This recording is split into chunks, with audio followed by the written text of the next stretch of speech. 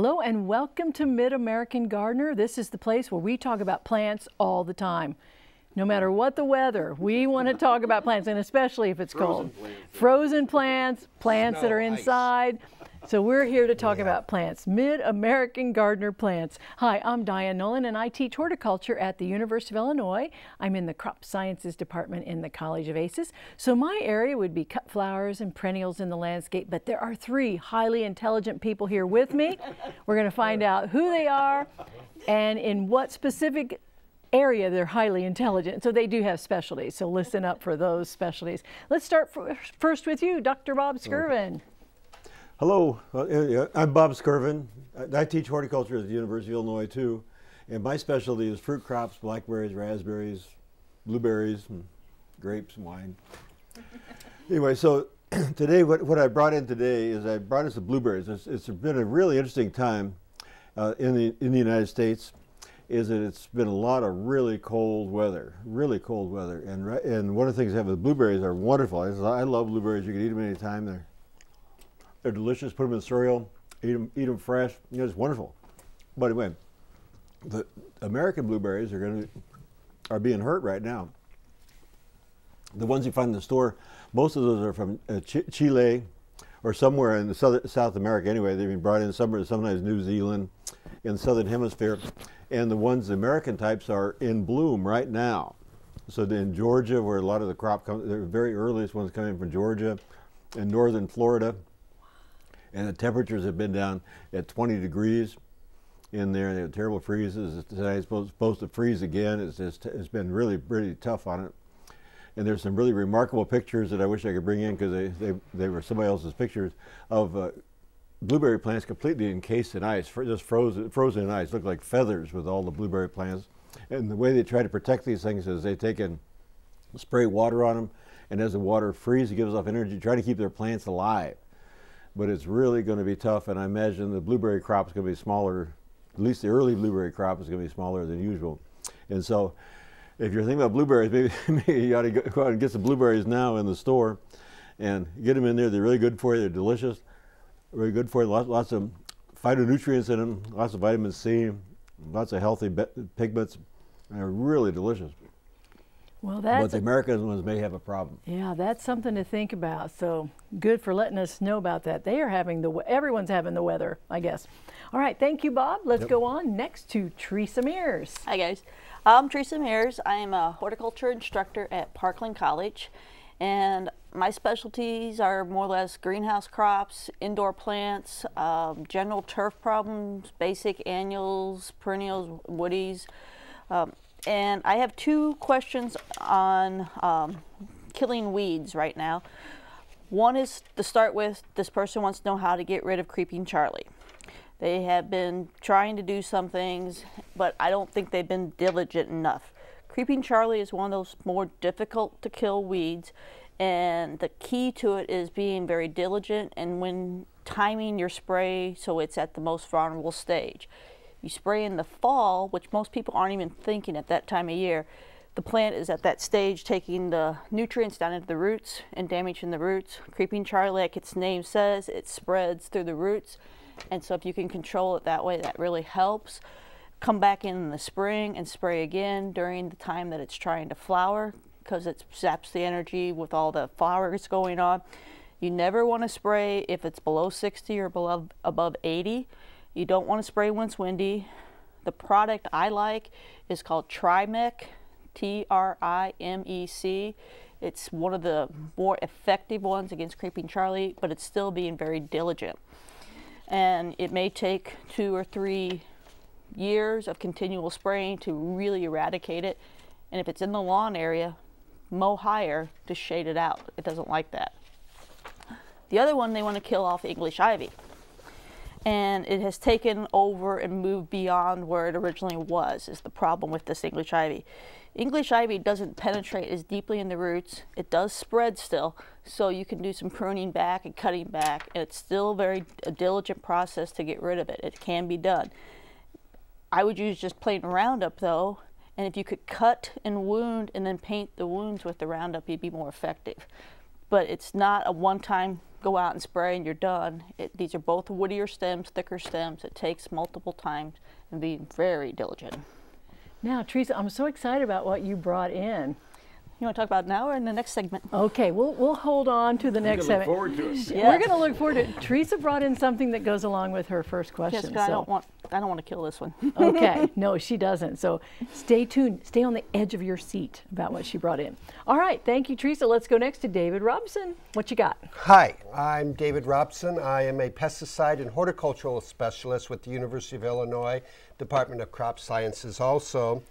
And what I brought in today are two a little bit unusual citrus fruits that we can find on the market. The first one is a kumquat, and a kumquat looks like a little teeny tiny orange, but unlike oranges and grapefruits and other citrus where you really kind of eat the meat or the juice inside, on a kumquat it's the rind that is sweet, and when you bite into it, that's your flavor. Now when you cut open one, you can see sort of the little small segments that you have in any citrus fruit, but there's lots of seeds. And that's the downside to a kumquat, is that you have seeds in it. And when you pop the whole thing in your mouth, and that's what you do, you pop the whole thing in your mouth, you chew it, you're going to have to start spitting out the seeds. But that's probably no worse than what you do with watermelon.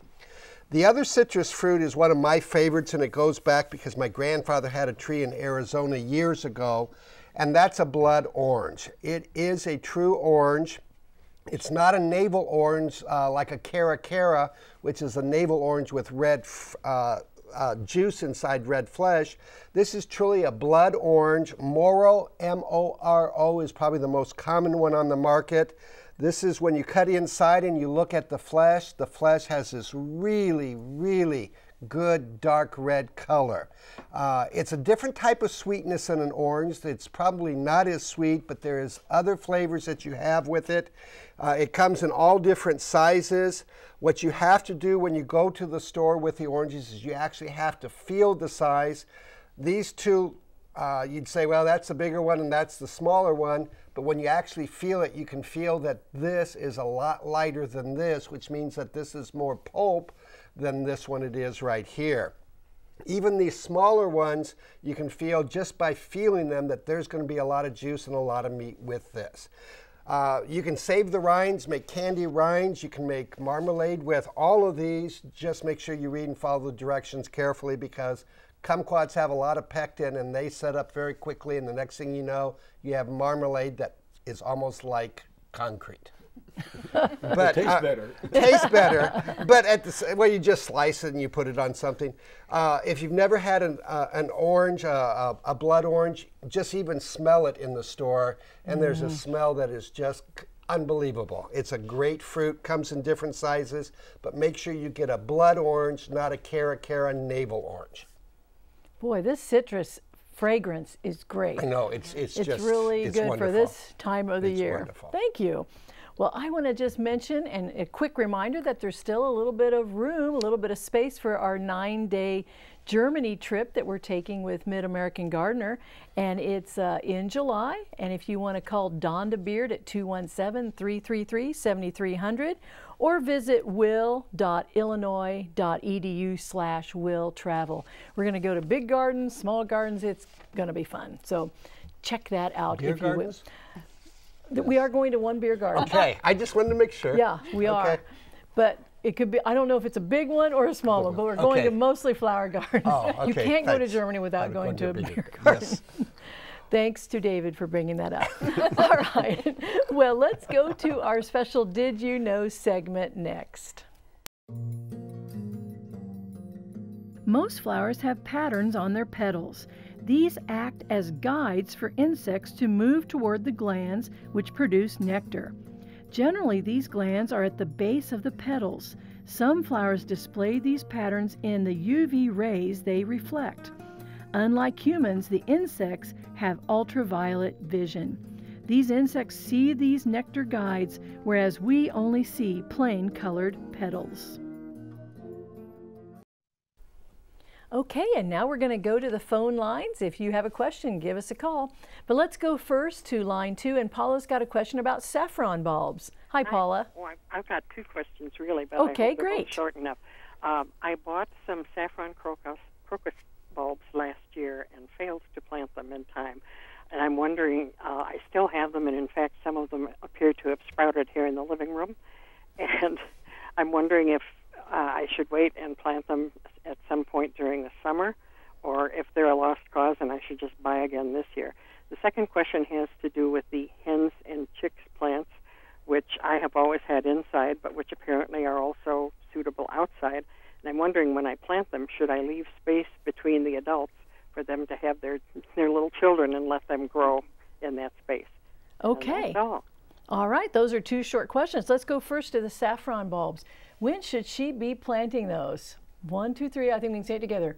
I was Now. going to say 7:30. 7:30. Very quickly. And as soon as we're done. Yeah. As soon as we're done, yeah. Now. And they probably, when she's done, she can, in the spring, plant them outside and keep her fingers crossed, but they may not actually do much. We tend to say most of the bulbs that are forced indoors don't really do well outdoors, but sometimes the bulbs don't know that, and then they go true. ahead and they actually do well. But I would say any bulbs that a person hasn't planted now, pot them up, enjoy them indoors, Try. and then plant them outdoors, but keep your fingers crossed, but maybe order some more, and then actually plant them in the fall when they do come. And some of those bulbs, if there's just no weight or volume, Oh, yeah. they may just be down enough. I wouldn't even bother. Yeah. Yeah. They're probably just the scales or the outer coating, but so plant that now. Now let's go on to her hen and chickens question. When she plants those out, should she space them? I wouldn't space them very far. They're not very aggressive. They'll take No. some time to spread, and they're prettier when they're all clumped together. So I don't go very far, because if you buy one of the actual pots, they're usually meant to They're- be very tight. I think they somewhat like to be crowded. Yeah. Yeah. Actually, On top of That's each what other. makes Yes. the babies or the offshoots come, is if they're tight, and Yeah. if they're too far apart, they don't put the offshoots on as well, similar to an amaryllis. And I think when you space them, you can't then find them. They sometimes get overlapped by other plants. So, I so keep we're them gonna tight. Yeah, keep them close together. So that was a good question too. Thank you, Paula. Now let's go to line 3, and Donald's got a question about magic lilies. Hi there, Donald. Line 3. Are you there? We want to hear your question about magic lilies. Well, maybe he'll come back. Donald? All right, I'm not hearing anybody. We do need a few more callers, so if you folks want to call in, we've got a call. But while we're waiting for him to come back on the line, did he ever show up? Okay, Donald, hi. Hi. Yes, what's your question? My question, well, last week they talked about magic lilies. Mm-hmm. I have a patch that I planted probably 10, 15 years ago in the front yard. They said they didn't spread, but I've got them coming up in my backyard and my garden, everywhere. And it seems like every year a new batch comes up, so I don't know how they get back there, but they sure are. Do critters Well, ever spread them, or is it by seed? I let mine go to seed, and I've gotten them coming up all over the place. And with the yellow magic Okay. lilies, Are yours pink? Yes, the Okay. pink one. the pinks, but there's yellows and there's whites for those people who don't like pinks. But if you let them go to seed, the next thing you know, you got little baby plants coming up, and after 2 or 3 years, you have them coming up in places you didn't expect they would come up. I have a feeling that the panelist probably cuts them as cut flowers. You won't get them coming up if they're cut as Right. cut flowers, Right. but if they go to seed, so you may want to transplant those. And the best time to transplant magic lilies, wouldn't you say, is when the leaves die down, after they're dying down? Or would you say after they flower? I transplanted them 18 years ago on a July 4th that was 104 degrees, and the darn things lived. So in other words, after the leaves die down. Yeah. But as soon as, if you let them die too far down, you're not going to find them. You can't, But that's you, exactly you right. can go ahead and dig them up, and the leaves are still there. They're Yeah, and they're- durable. Yeah. And I transplanted them in the fall too, Yeah, after they they're- bloom. So You can do it either time. That's why I was asking, because Yeah. those are the They're two main pretty tough. times. Yeah. So if you don't like the spots, just wait till either the leaves are somewhat past or the flowers are past, and you can move them and consolidate them. Then use them as a cut flower, and then you won't have them anywhere else. I mean, How do you keep the stems from curling under? That's what I've always seen. you have to recut any of those Okay. fleshy things, amaryllis, calla lilies, surprise lilies. They do Always that. So do you that. just recut every 4 or 5 days. Every week they will start to splay out. They're soft stemmed. Okay, well, thank you, Donald, for that question about magic lilies. Let's go to line 4, and Dorothy has a question or a follow-up on the kumquats. Hi, Dorothy. Hi, how are you tonight? Doing great. How are you? I'm fine. A little cold. Yes. What's your question? I was wanting to know, is there any place here around Springfield that you can get kumquats? We were in Florida 2 years ago, and we happened on some in a flea market, and they were so good. But I always ask the produce department if they've gotten any kumquats in, and they don't. They say that they don't have any. I just wondered if there was an outlet here. Well, since that's sort of my territory, It is. Go for there it. are a couple of the bigger grocery stores. That brand new grocery store that went in May said they're going to get it the 1st of March. And the big grocery stores out of the St. Louis areas, and I just because I don't want to name You're being names, so subtle. also get it in March too, but it's just coming on now. And one of the things I did forget to mention is make sure that kumquat is pure orange. You know, if there's any green to it, that rind, that skin will be bitter. Make sure that it is solid orange. And if you can go through them, if they have them in a big basket, go through and make sure again that they're solid, and then pure orange. So to follow up with Dorothy, I would say a bigger grocery store, Right. one that's maybe a little bit more of a specialty grocery store, and anyone that doesn't get it in, just continue to ask them and get your friends to ask, maybe every Absolutely. week. Absolutely. And it's just starting, so. And it's Right. not there, it wouldn't Right. be in February as much as it would be in March. Yes. But if you ask maybe for next year, they would do it if they don't do it this year. Always ask. Because you're always asking, aren't you, Bob? Yeah, I do. Yeah, we took me to class. I was thinking, I bought some, I saw some at the big M stores, you will say that, From Michigan. up there. And I thought I bought some for my students recently, but it could have been in the fall. I don't know, I kind of lose track of that. So, But do they're ask, coming out 'cause- I remember when I was a little kid, I was raised in California, and I remember one time my brothers and I got into a contest, who could eat the most without puking. And I ate 25 kumquats. Do you want to show And us? you weren't 25 either, I were know, you? I was 10 or something like Oh, that. my. So anyway, don't Don't- eat that don't do many, that. Right. Dorothy, not quite that many. Okay, thank you for your question. Let's go on to Shirley's question on line 2 about hollies. Hi, Shirley. Hi, I've been wanting to ask this for some time. When is the best time to trim hollies? And do you have a deciduous one or one that keeps its leaves? It keeps its leaves. Okay. All right. I'm looking to the folks in the middle. Hollies traditionally don't need a lot of trimming. They really don't get too large. But if you do need to trim them, you want to do it after they flower, so you could kind of keep track of where you might have any berries or anything going.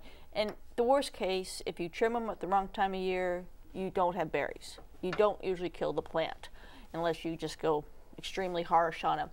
But I would usually do them in late spring once you can see a little shape on them and stuff, and allow them to flower, and maybe you can protect the flower buds if you want to have the fruit. But as a rule, you don't do a lot to them. Some people do shear them into hedges, and it loses the whole charm of why you had a holly in the first place. Yep. Yeah. But you do get those stragglers that just kind of pop up. Those take out any time. And for my deciduous one, I just take out what dies back. So I don't really trim at any certain time. I just trim the dead wood or little shaping. And then, of course, during the holiday season, if you want to use it, you're trimming branches too, and that's And pick and choose those to be the Absolutely. ones that are kind of out there anyway. That's absolutely, right. Absolutely. Okay, thank you for your question about holly. Well, let's do a couple emails and maybe a show and tell. So, Bob, we'll start with you. Okay, well, I've got a question here. phoned in, no name on here. Anyway, but they planted a Granny Smith apple.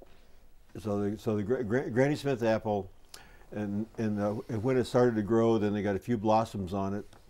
And then later in August, it flowered again a little bit, a few flowers, and they want to know if that's normal. Well, first of all, Granny Smith apple is a really nice apple, but it has a season that it ripens really well in middle of November, December.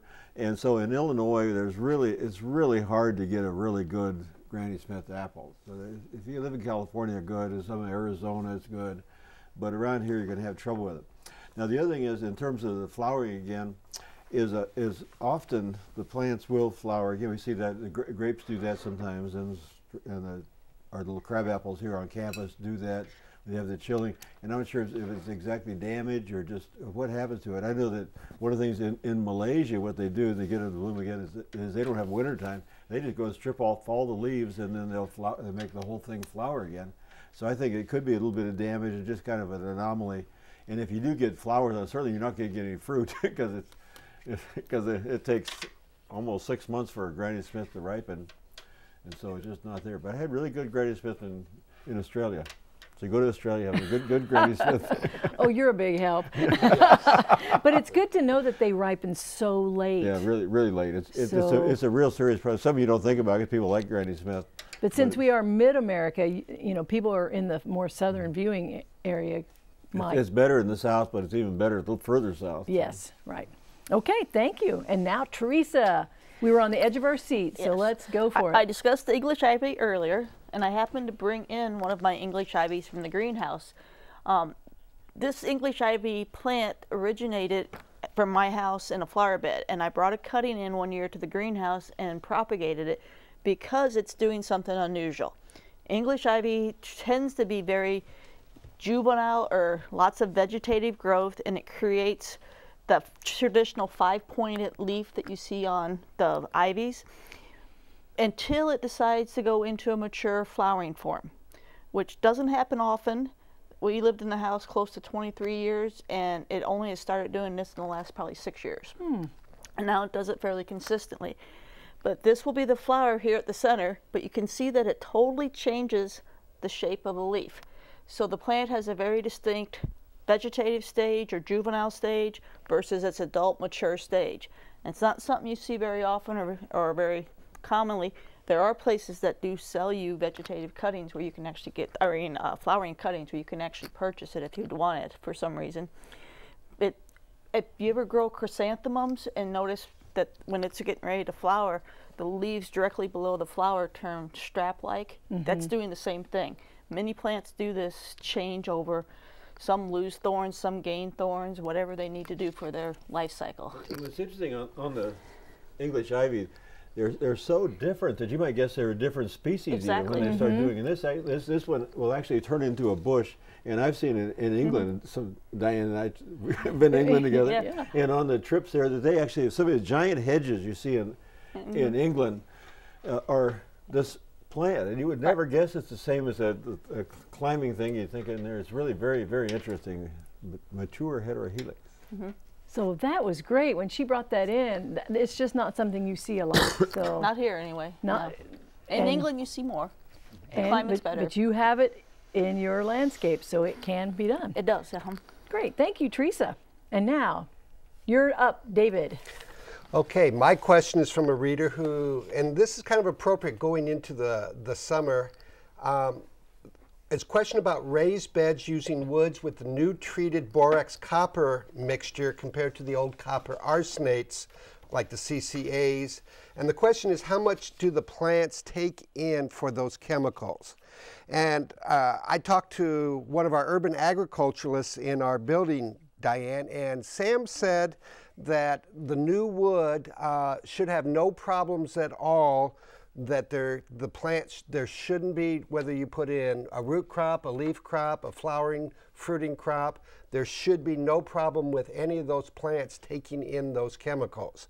Now, there's always going to be some chemicals leach out of anything that's going to be treated, but he said the quantity of the copper and the other compounds or the borax is going to be so small that the fruit itself or the vegetables that you're going to be eating are going to be more important than what you're going to get from that. But if you are worried, there's plastic lumber, there's rocks, there's bricks, there's stones, there's concrete blocks.